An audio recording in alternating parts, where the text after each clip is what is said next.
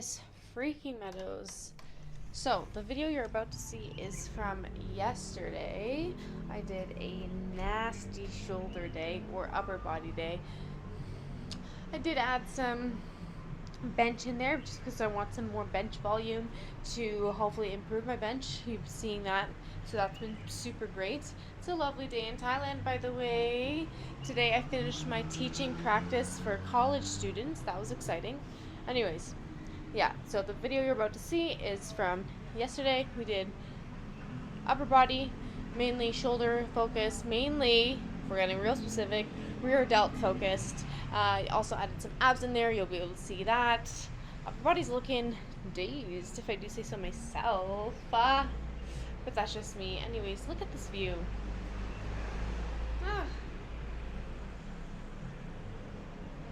Hold on, will it adjust, or is it just going to be a super white background? Anyways, yeah, hope you enjoy. This is my upper body day. Peace and love. Forever grateful. I hope you stay till the end. See you. Bye. Alright, getting into it. We are doing a bench at the moment, like we're warming up for bench. This is what my typical warm-up for bench looks like with some sort of resistance band. I'll do a few run-throughs of this kind of a sequence.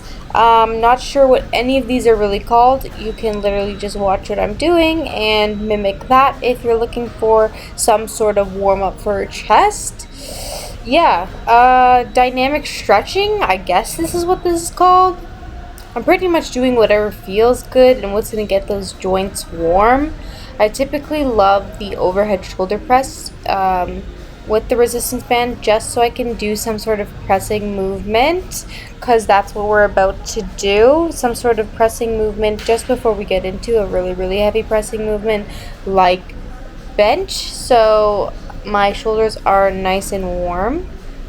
Again, basically doing whatever feels good and feels right and makes my shoulders joints very happy. Kind of stimulate the muscle just a little bit with the chest, like the opening one, whatever that open movement is, whatever you want to call that. Anyways, let's get into the bench. So for every bench day, I always start a warm-up with the bar. I'm mainly, this kind of a warm-up is checking to see if my hand place is in the right way. I'm mimicking the bar path that it's going to be taken when I do add weight on there. I'm also checking if the safeties are put in place at the correct height and the re-racking situation, if those are at the correct height. Nothing too special, but that's what I always do to start my bench day. Then, just to warm up, I'm putting on one plate each side. This is a pretty good warm-up for me as it's not too heavy, but it really gets me fired up and ready to go. This means business. This means we're starting the bench session. This means we are putting in work.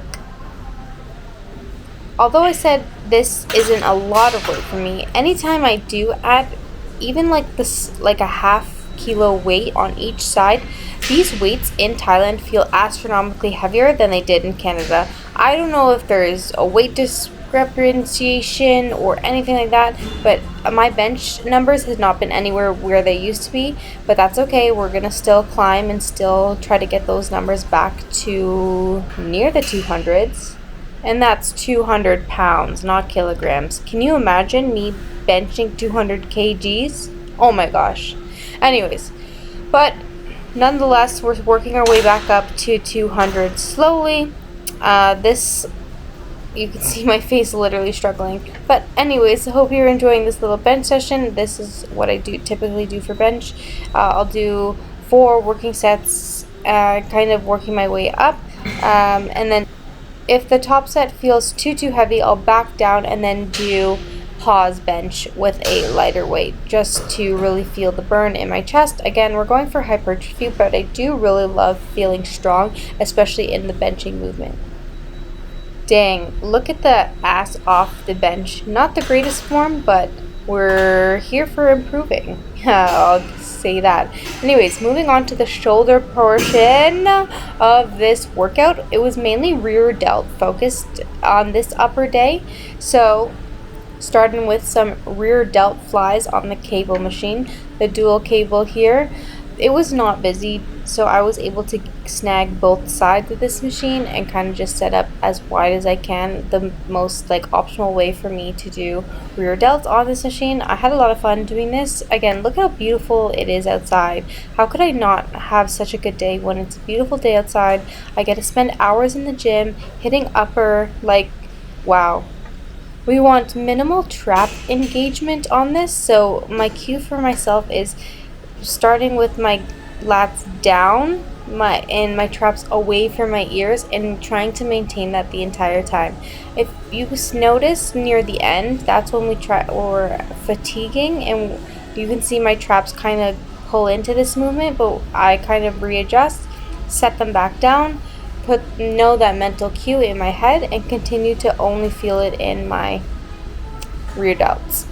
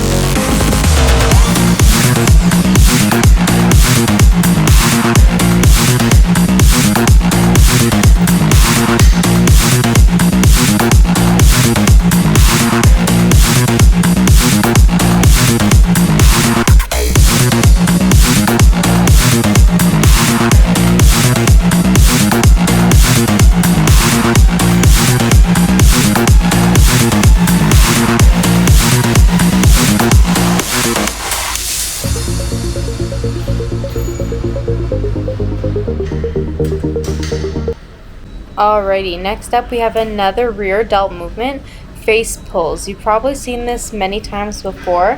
A cue I like to do for this is that we're trying to mimic the same arm movement as we were just doing in our rear delt flies with our elbows. So that our elbows and from our shoulder to our elbow should be making the exact same movement as it was with the rear delt flies with this face pull. Alright, so that's why we're trying to isolate our rear delts with this movement. Just like with the rear delt flies, the face pulls, we're trying to start with our traps not engaged, so I'm cueing to myself, keeping them down and away from my ears, and only using my elbows as the driving force back to the back of the room when I'm doing these.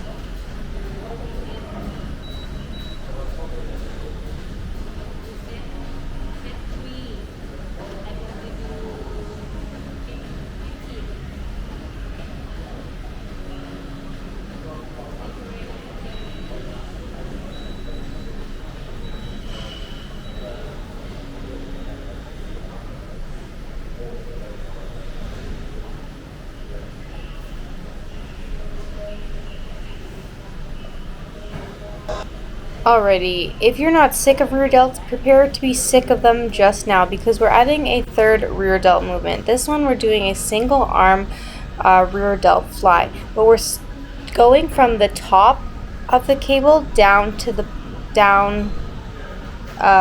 bottom, like your hip area there. So I call this high to low single arm rear delt fly.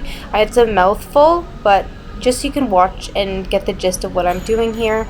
Again, you're really isolating your rear delt here. I'm kind of using my other hand as a stabilizer, holding my stomach area, just knowing that my core is actively engaged when I'm reaching up and over to stabilize myself in this standing movement. But I'm really digging the yellow. Also really digging the fact that you can, like, because my shirt is all sweaty and wet, you can see my muscles like kind of poking through because the shirt is super soaking wet. So kind of sweaty, freaky, and gross all at the same time.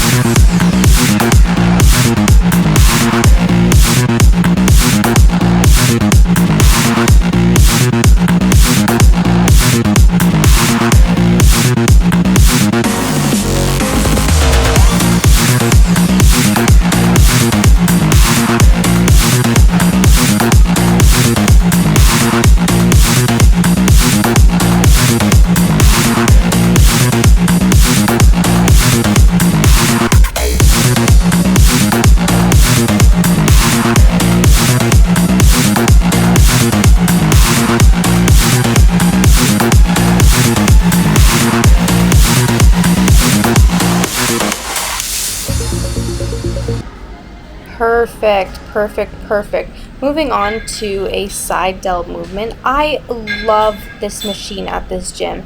I love it. I love it, love it, love it. I have never felt my side delts more and not my traps. Like, I feel when I do side lateral raises, my traps always get involved. I'm not doing them correctly. I think maybe I should go down in weight so I can focus on form, but then I just end up spamming doing like 20 plus reps. This machine, I can feel it. This machine gets it done right. This machine is perfect. If only I could mimic this like arm movement with free weight dumbbells, I'd be set. I would have the most capped delts by this point. But with that being said, I'm very grateful for this gym and to be able to use all this fun, freaky deaky equipment. But yeah, this side delt movement I am loving.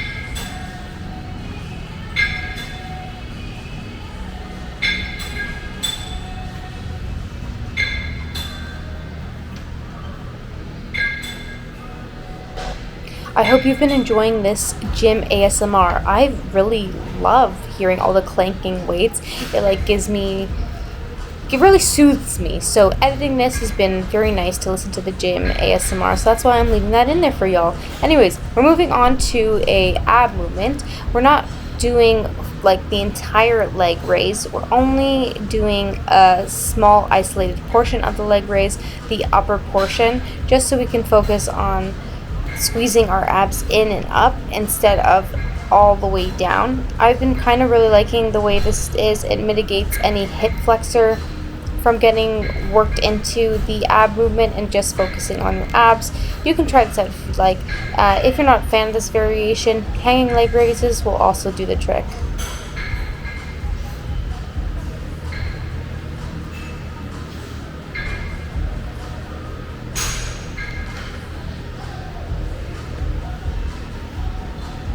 So immediately after I'm done these, I'll go into a 20 to 30 second vacuum hold.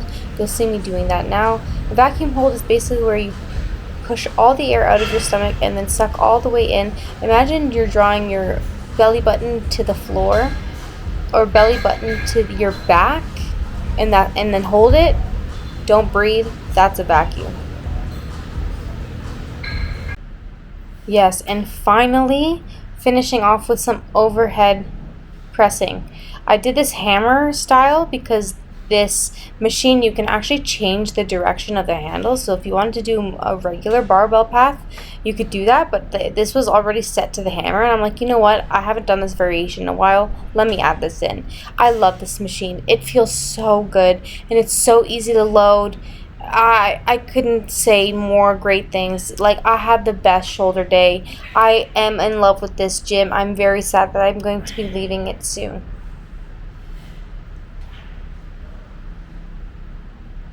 Like, look at me just fighting for my life on this machine. I love it. I love it. I love it. I love it. And I hope you love it too.